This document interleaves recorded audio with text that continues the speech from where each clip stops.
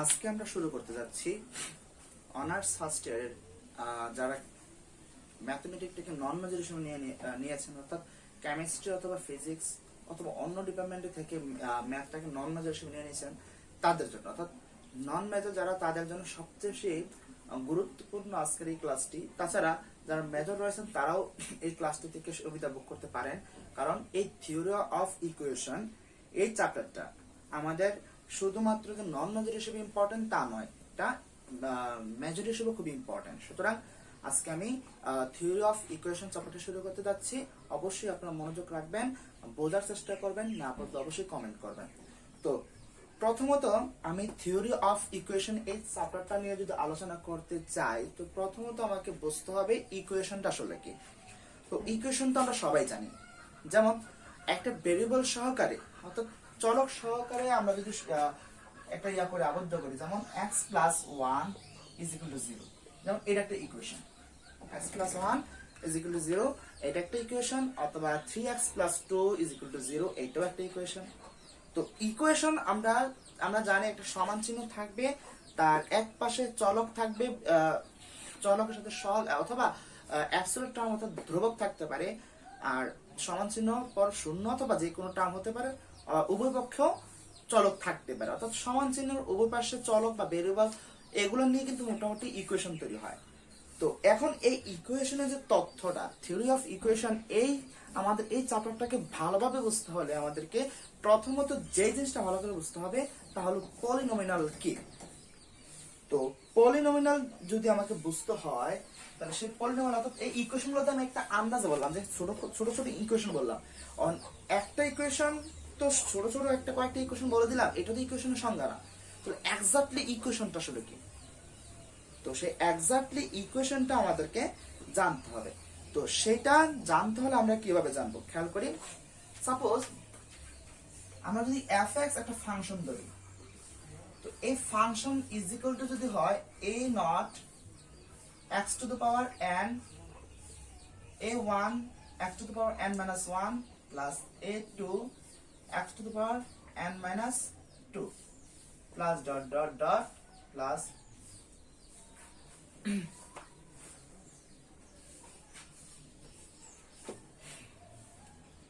a n minus 1 into x to the power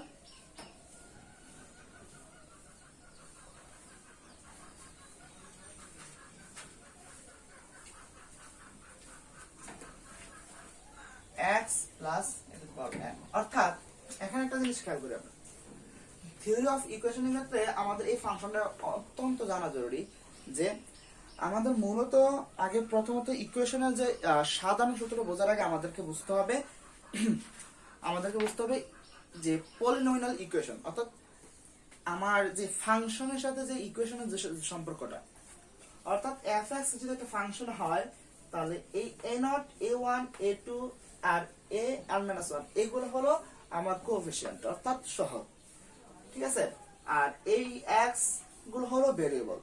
তো এখানে দেখেন আমার একটা ইকুয়েশন নরমাল একটা পলিনোমিনালের বৈশিষ্ট্য হলো তার সহগগুলো তো আমরা দেখালামই, এখানে সহগগুলো এ ধরলাম, কিন্তু x এর ক্ষেত্রে আর এর ক্ষেত্রে আচরণটা একটু খেয়াল করি, যে a একটা একটা করে বাড়তে গেছে আর n এর মান একটা একটা করে কমার দিকে গেছে। তো এটা সম্পর্কে কিন্তু আমরা একটা আইডিয়া পেয়েছিলাম আমরা যখন কলেজ লেভেল অথবা স্কুল লেভেলে আমরা হায়ার দিয়েছিলাম, তখন সেই ক্ষেত্রে দ্বিপদ বিচ্ছেদের ক্ষেত্রে এই সম্পর্কে আমরা আইডিয়া পেয়েছি। তো মূলত এটাই কিন্তু আমাদের পলিনোমিনাল। তো এখন আমার পলিনোমিনাল তো বোঝা হলো, তো এই পলিনোমিনালের পর আমাকে বুঝতে হবে আবার যে ইকুয়েশনটা আসলে কি, অর্থাৎ পলিনোমিনালের পর যে ইকুয়েশনটা আমাকে বুঝতে হবে সেটা অ্যালজেব্রিক ইকুয়েশন। তো এই অ্যালজেব্রিক ইকুয়েশনটা আমাকে যদি বুঝতে হয়, অ্যালজেব্রিক ইকুয়েশন, এই অ্যালজেব্রিক ইকুয়েশনটা কি? তো এই অ্যালজেব্রিক ইকুয়েশনটা বুঝতে হলে আপনি যদি ডিগ্রি জিনিসটা বলতে চান, ফার্স্ট ডিগ্রি হতে পারে, সেকেন্ড ডিগ্রি হতে পারে, nth ডিগ্রি হতে পারে। তো এই ডিগ্রি nth ডিগ্রি আসলে কি?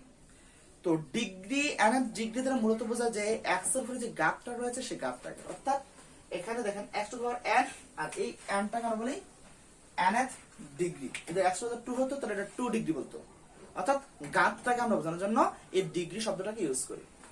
তো এই অ্যালজেব্রিক ইকুয়েশনটা আমাকে বুঝতে হলে আমি খুবই সহজভাবে বলি যে অর্থাৎ এই ইকুয়েশন যদি আমার বুঝতে হয়, সোজা কথা আমার এই যে ফাংশনটা রয়েছে এই ফাংশন ইজ ইকুয়াল টু শূন্য হতে হবে। তো ফাংশন ইজ ইকুয়াল টু যদি শূন্য হয় তাহলে এই ফাংশন আমরা লিখতে পারি কি আবার a two the power 0 x to the power n plus a1 x to the power n minus 1 plus a2 x to the power n minus 2 plus dot dot dot plus a n minus 1 x plus a n is equal to 0 হতে হবে। অর্থাৎ আমার এই যে পলিনোমিয়ালটা রয়েছে এটা is equal to 0 হতে হবে। আর এটা is equal to 0 হয় তখন এই ইকুয়েশনটাকে আমরা বলি অ্যালজেব্রিক ইকুয়েশন। এটা আমাদের ইউনিভার্সাল একটা ইকুয়েশন। তো যে কোনো ইকুয়েশনকে কিন্তু আমরা এটা দ্বারা বোঝাতে পারি। সাপোজ বলতে পারো যে এই x to the 4 plus x square plus 3 এটা আপনি কিভাবে বোঝাবেন? এটা তো x এর মান তো আপনার সিরিয়ালে কমে যাচ্ছে, অর্থাৎ x একটা একটা করে কমতেছে। তো এখন x হঠাৎ করে দুটো কমছে, তাহলে এটার ব্যাখ্যা কিভাবে? এটাকে আমরা পলিনোমিয়াল আকারে নিতে পারি। কিভাবে নিব? এটা আমাদের যখন সিনথেটিক ভাগ আমরা ডিভিশন করাবো, ভাগগুলো করাবো, তখন এটা খুব ইম্পর্টেন্ট এই জিনিসটা জানাটা। অর্থাৎ তাকে পলিনোমিয়ালে কনভার্ট করাটা আমার বা অ্যালজেব্রিক ইকুয়েশন কনভার্ট করাটা আমার খুবই জরুরি। যেমন এই x টু দি পাওয়ার 4 এটা আমরা ইয়ার লিখলাম, সাপোজ সলভে রেখে দিলাম a0, তাহলে এটা কি হবে a1 R a1 x to the পাওয়ার কি, অর্থাৎ এখানে a1 আমরা a0 লিখবো না, এটা 1 এ লিখি, সহগ একটা হলেই হবে। আর এটাকে আমরা লিখতে পারি 0 ইনটু এই জায়গাটা 0 into x to the power cube plus 1 into x square plus 3 into 0 into x plus 3 into x to the power 0। খেয়াল করি আমরা যে আমরা এই x টু দি পাওয়ার 4 উপরে x কিউব আসার কথা, তো আমরা যদি কোএফিশিয়েন্টটাকে শূন্য করে দেই তাহলে কিন্তু টোটাল রাশিটা শূন্য, অর্থাৎ এখানে কিন্তু x কিউব আমার চলে আসতেছে মানটা। দেন এখানে এটা ছিল, ঠিক আছে, এটা আছে, কিন্তু আমার আবার এই x নাই, কিন্তু এই x এর কোএফিশিয়েন্ট যদি শূন্য ধরি আর x টা যেটা কমে আনি তাহলে কিন্তু আমরা ওই এই 1 ডিগ্রি ওয়ালা যে ইয়াটা ছিল, চলটা ছিল, এটা বার করতে পারতেছি আমরা, আর এখানে 3 ডিগ্রি ওয়ালাটা। তো এখানে আমরা সুন্দরভাবে প্রকাশ করতে পারতেছি আমাদের অ্যালজেব্রিক ইকুয়েশনটা, অর্থাৎ এই জায়গাটাকে আমরা ইজিলি পলিনোমিয়ালে আমরা প্রকাশ করতে পারতেছি। সুতরাং এই পলিনোমিয়াল জিনিসটাকে বোঝাটা খুবই জরুরি। ওকে, আচ্ছা, তো এখন আমাকে পলিনোমিয়াল জিনিসটা বোঝার পরে আমাকে কিছু থিওরাম সম্পর্কে জানতে হবে। তো আশা করি তোমাদের এই টপিকটি কমপ্লিট হয়েছে। তো এখন একটা কথা খেয়াল করি যে থিওরাম নাম্বার 1,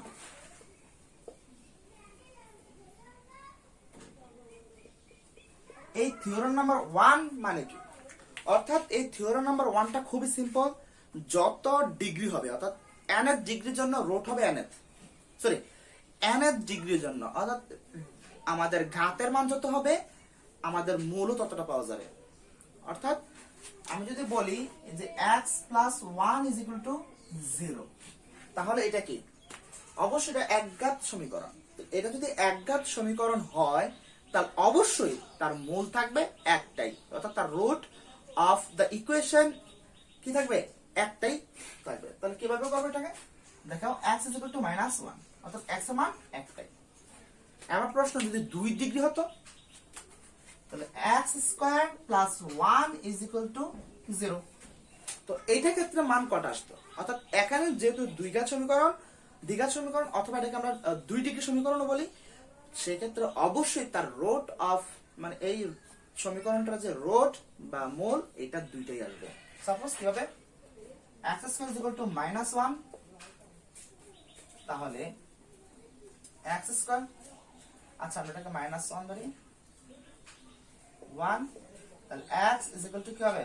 রুট ওভার 1, তাহলে x is equal to plus minus 1। ওকে, অর্থাৎ আমার x এর মান +1 হবে, -1 ও হবে, দুইটা আসলো। যদি 3 ডিগ্রি হতো তাহলে 3টা মান আসতো, যদি 4 ডিগ্রি হতো তাহলে 4টা তার রুট আসবে, 5 ডিগ্রি হতো তাহলে 5টা রুট আসবে, 6 ডিগ্রি হলে 6টা রুট আসবে, 7 ডিগ্রি হলে 7টা রুট আসবে। আর যদি nth ডিগ্রি হয় তাহলে অবশ্যই তার মধ্যে n সংখ্যক কি থাকবে? মূল থাকবে।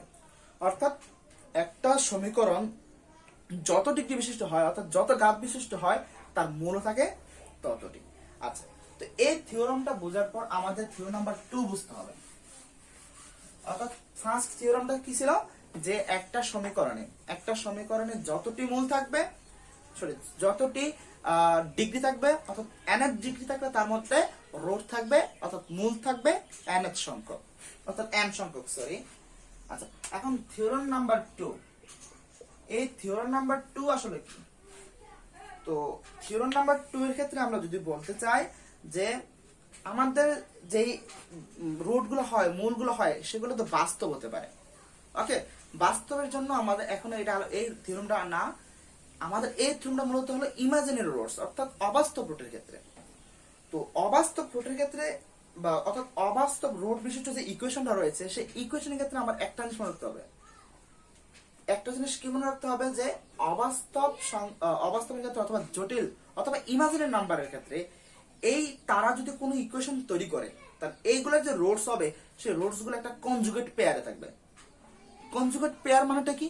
এই কনজুগেট পেয়ার মানেটা যে আমরা বোঝাতে যাই, সাপোজ আমার একটা ইকুয়েশন ধরলাম, এই ইকুয়েশনের মধ্যে সাপোজ আমি x² প্লাস, এটা নাম হতে পারে x 4x plus 1 is equal to 0 হলো। সাপোজ এটার একটা ধরেন এটার একটা বাস্তব, এটা একটা ইমাজিনারি নাম্বার, অর্থাৎ তার একটা মূল হলো একটা অবাস্তব সংখ্যা, তার একটা মূল অবাস্তব সংখ্যা। তাহলে তার একটা মূল যদি অবাস্তব সংখ্যা হয় অর্থাৎ ইমাজিনারি নাম্বার হয় অথবা জটিল সংখ্যা হয়, তাহলে আমরা এটাকে প্রকাশ করি কি দিয়ে? সাপোজ a প্লাস ib, অর্থাৎ তার একটা রুট আমরা ধরলাম a প্লাস ib ধরে নিলাম, অর্থাৎ এই সমীকরণের একটা রুট হলো a প্লাস ib। তো a প্লাস ib যদি তার একটা রুট হয়, তাহলে আমরা থিওরামটাতে কি বলছিলাম, যে এই মূলগুলো কনজুগেট পেয়ার হয়। অর্থাৎ ইমাজিনারি নাম্বার যদি কোনো সমীকরণের মূল হয়, তাহলে এটা কনজুগেট হবে, কনজুগেট পেয়ার হবে। তাহলে কনজুগেট পেয়ার মানেটা কি? কনজুগেট পেয়ারটা যদি বোঝাতে চাই, তাহলে এইটা a প্লাস ib আছে, তাহলে কনজুগেট পেয়ারটা অর্থাৎ আরেকটা যে মান হবে, আরেকটা যে রুট হবে, তা হবে এইটার বিপরীত চিহ্ন বিশিষ্ট। তো বিপরীত চিহ্ন বিশিষ্ট কি? এটা যে a প্লাস ib হয়, তাহলে এটা এই বিটা বিপরীত চিহ্ন হবে, তাহলে a মাইনাস ib। এইটা যদি এই সমীকরণের রুট হয়, তাহলে এইটাও অবশ্যই সমীকরণের রুট হবে, অর্থাৎ a মাইনাস ib ও এই সমীকরণের রুট হবে। আর এই দুটাকে আমরা বলি কনজুগেট পেয়ার, অর্থাৎ ইমাজিনারি নাম্বারের যে কনজুগেট পেয়ার হলো এই দুটো। ওকে, তো এই থিওরাম নাম্বার 2 আমাদের খুব সহজভাবে ক্লিয়ার হয়ে গেল। এখন থিওরাম নাম্বার 3 খুবই ইম্পর্টেন্ট একটা থিওরাম, এটা খেয়াল করি আমরা। তো থিওরাম নাম্বার 3,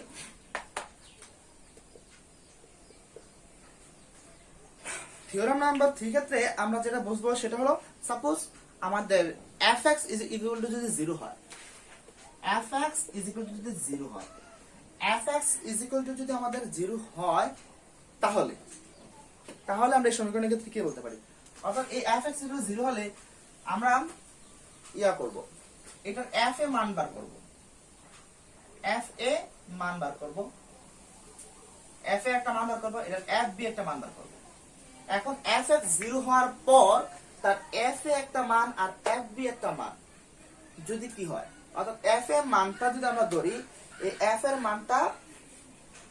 মানটা 0 থেকে যদি ছোট হয় আর b এর মানটা 0 থেকে যদি বড় হয়, অর্থাৎ f এর মানটা যদি ধনাত্মক হয় আর f b মানটা যদি ঋণাত্মক হয়, এই শর্তে কি হবে? অর্থাৎ প্রথমত আমার থিওরাম নাম্বার শর্ত, এই থিওরামটা শর্ত থেকে যে fx 0 হতে হবে, দেন এটার f a অর্থাৎ আমরা x এর জায়গায় যখন n এর মান বসাবো, তখন তার একটা মান আসবে যে মানটা হবে নেগেটিভ অর্থাৎ 0 চেয়ে ছোট, আর b একটা বসাবো যে b এর মানটা হবে কি ওই b এর চেয়ে 0 এর চেয়ে বড় অর্থাৎ পজিটিভ নাম্বার।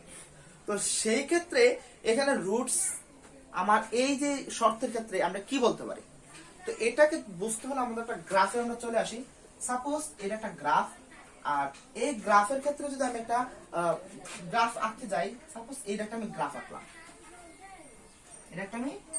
আঁকলাম, তো যেহেতু আমার f a অর্থাৎ x এর মান a বসালে এটা 0 চেয়ে কি হচ্ছে ছোট হচ্ছে, তাহলে x a এর ক্ষেত্রে আমার এই সমীকরণটা হবে, অর্থাৎ x a এর ক্ষেত্রে তার গ্রাফ হবে এই পয়েন্ট ধরে নিলাম। ওকে, এবার f এর মান যখন b বসাচ্ছি আর x এর মান যখন b বসাচ্ছি তখন এটা 0 চেয়ে বড়, অর্থাৎ আমাদের ফার্স্ট কোয়ান্টাম থাকবে তাহলে 0 চেয়ে বড়। এবং সাপোজ আমরা মনে করি এই পয়েন্টটা অর্থাৎ x এই পয়েন্টটা এই বক্ররেখাটাকে সেট করবে, অর্থাৎ x b, অর্থাৎ x a রেখাটা তার a বিন্দুতে সেট করতেছে আর x b রেখাটা কি করতেছে এই পয়েন্টটা আমার সেট করতেছে। প্রথম শর্তে আমরা এটা পাইলাম, দ্বিতীয় শর্তে আমরা এটা পাইলাম। কিভাবে? কারণ যখন x এর মান, যখন এই কথা বলে যখন x এর মান ঋণাত্মক হয় তাহলে অবশ্যই তার ফোর্থ কোয়ান্টাম নিচের দিকে হবে, আর যখন আবার x এর মানটা আমার কি হচ্ছে ধনাত্মক হচ্ছে তাহলে উপরের দিকে হবে এই কোশ্চেনের ক্ষেত্রে। তো এই জায়গাটা একটা খেয়াল করি, যখন এই শর্তটা হয় তাহলে আমাদের একটা জিনিস চলে আসতেছে যে দেখো এই যে কার্ভটা, এই কার্ভটা অবশ্যই একটা পয়েন্ট এমন জায়গায় সেট করতেছে যেটা x অক্ষকে পরস্পর কি করতেছে সেট করতেছে, এটা x অক্ষকে পরস্পর সেট করতেছে। এখানে y এর মান অ্যাকচুয়ালি 0, অর্থাৎ এখানে y এর মানটা কি 0, অর্থাৎ এখানে x x নট, ঠিক আছে। যদি x নট ধরি তাহলে এই এখানে কিন্তু y এর মান নাই, এখানে y এর মান কি 0, তাহলে এখানে শুধু x এর একটা মান অর্থাৎ একটা মূল আমরা পেয়ে গেলাম। অর্থাৎ এই টপিক থেকে আমরা বলতে পারি অর্থাৎ এটা একটা x অক্ষকে সেট করা মানে কেন y0, তো y0 হলে আমি অ্যাকচুয়ালি আমরা x এর টার্ম পেয়ে গেলাম, আর x এর যদি x নট ধরি তাহলে এই x নট হবে আমার এই যে একটা ইকুয়েশন ছিল সেই ইকুয়েশনের একটা মূল। অর্থাৎ আমরা যদি fx 0 এমন একটা ইকুয়েশন ধরি যে ইকুয়েশনের এই যদি আমরা একটা মান যদি ধরি সেই মানটা যদি কি হয় নেগেটিভ হয় এবং আরেকটা মানের জন্য যদি এটা কি হয় x এর আরেকটা মানের জন্য এটা পজিটিভ হয়, তাহলে তাদের মধ্যবর্তী এমন একটা সংখ্যা থাকবে যেটা অবশ্যই এই ইকুয়েশনের একটা কি হবে রুট হবে। ওকে, তাহলে আমরা এই থিওরাম নাম্বার 3 জিনিসটা আমরা অতি সহজে বুঝে গেলাম। এখন আমরা থিওরাম নাম্বার 4 এ আসবো। তো থিওরাম নাম্বার 4 এ আমরা কি বলবো? থিওরাম নাম্বার 4 যে জিনিসটা সেটা হলো যদি আমাদের কি হয় এই অড ডিগ্রি হয়, তো ওড যদি ডিগ্রি হয়, ওড ডিগ্রি মানে আমাদের সাপোজ আমি কি ইকুয়েশন দেবো x + 1, এটা হচ্ছে ওড ডিগ্রির জন্য ওড ডিগ্রি, অর্থাৎ আমাদের গাতটা বিজোড় হবে, গাতটা কি হবে বিজোড় হবে।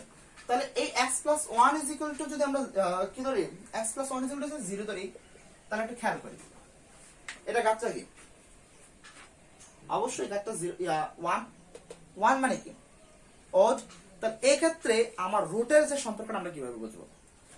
খেয়াল করি আমরা যখন এটার মানটা করতে যাই তাহলে x - 1, অর্থাৎ এই যে অ্যাকচুয়ালটা আমরা রয়েছে ধ্রুবকটা যে রয়েছে সেই ধ্রুবকটা আমার কি হইতেছে বিপরীত হইতেছে, অর্থাৎ আমি একটা রুট পাইতেছি, একটা মূল পাইতেছি যে মূলটা হলো -1, মূলটা কি -1, এই মূলটার সাথে যদি আমি এখানের যে অ্যাকচুয়াল টার্ম অর্থাৎ যে কনস্ট্যান্ট আমার যে ধ্রুবকটা রয়েছে সেই ধ্রুবকের সাথে যদি সম্পর্ক আমি দেখতে চাই যে এইটার ঋণাত্মক একটা মান অর্থাৎ এইটার অপোজিট একটা মান, এটা বিপরীত চিহ্ন বিশিষ্ট যে একটা মান, আমরা সেই মানটা কিন্তু তার একটা ওই সমীকরণটা রুট হয়ে যাচ্ছে। সাপোজ আমরা এই যুক্তি থেকে এখানে যদি বলি x² না এই x³ প্লাস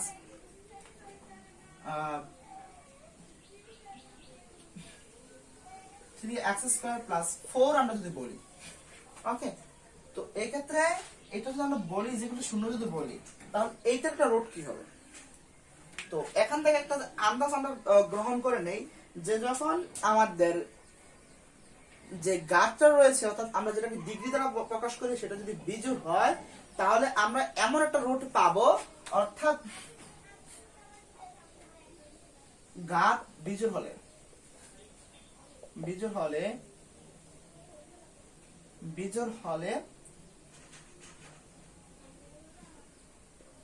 তার একটি মূল হবে ওই সমীকরণের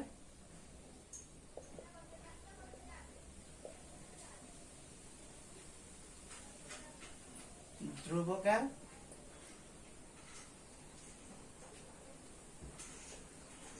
বিপরীত চিহ্নমান বিশিষ্ট মান। অর্থাৎ ঘাত বিজোড় হলে তার একটি মূল হবে ওই সমীকরণের ধ্রুবকের বিপরীত চিহ্ন বিশিষ্ট একটা বার। এটা ঘাত বিজোড়, সুতরাং এটার যে একটা অ্যাকচুয়াল টার্ম অর্থাৎ আমাদের যে চলকটা ধ্রুবকটা রয়েছে তার একটা বিপরীত মান হলো, অর্থাৎ বিপরীত বলতে প্লাসটা মাইনাস হবে, বিপরীত মান হলো -1, আর আমরা দেখলাম কি x এর একটা মান হচ্ছে সে -1। তো এই থটটা থেকে আমরা বলতে পারি এই একটা ওড ইকুয়েশনের ক্ষেত্রে তার একটা অ্যাকচুয়াল মান হলো কি 4। যেহেতু এটা কি এটা 3 ঘাত অর্থাৎ 3 ডিগ্রি ইকুয়েশন, তো সেই ক্ষেত্রে আমাদের এখানে তাদের মূল থাকবে 3টা, মূল থাকবে 3টা। তো এখানে 3টা মূল অ্যাকচুয়ালি বলা যাবে না, আমরা এখান থেকে একটা আন্দাজ করতে পারি যে এখানে যেহেতু +4 রয়েছে তাহলে অবশ্যই অবশ্যই এই সমীকরণের একটা মূল, এই সমীকরণের একটা মূল হবে, অর্থাৎ x1 যদি একটা মূল ধরি এই x1 একটা মূল হবে -4, অর্থাৎ এই অ্যাকচুয়াল টার্মের বিপরীত। ওকে, তো এই জিনিসটা বোঝানোর পর এখন আমাদেরকে বুঝতে হবে, যেহেতু আমরা ওড ডিগ্রিতে জিনিসটাকে ইকুয়েশনটাকে একটা বোঝানোর একটা আইডিয়া আমি আপনাদেরকে দিলাম, অর্থাৎ যদি কি হয় একঘাত বিশিষ্ট হয়, অর্থাৎ সরি একঘাত না বিজোড় ঘাত বিশিষ্ট হয়, অর্থাৎ ওড ডিগ্রি হয়, তাহলে সেক্ষেত্রে তার অ্যাবসলিউট টার্ম অর্থাৎ যে ধ্রুবকটা রয়েছে সেই ধ্রুবকের বিপরীত চিহ্ন বিশিষ্ট যে মানটা হবে সেটা ওই সমীকরণের একটা কি হবে মূল হবে।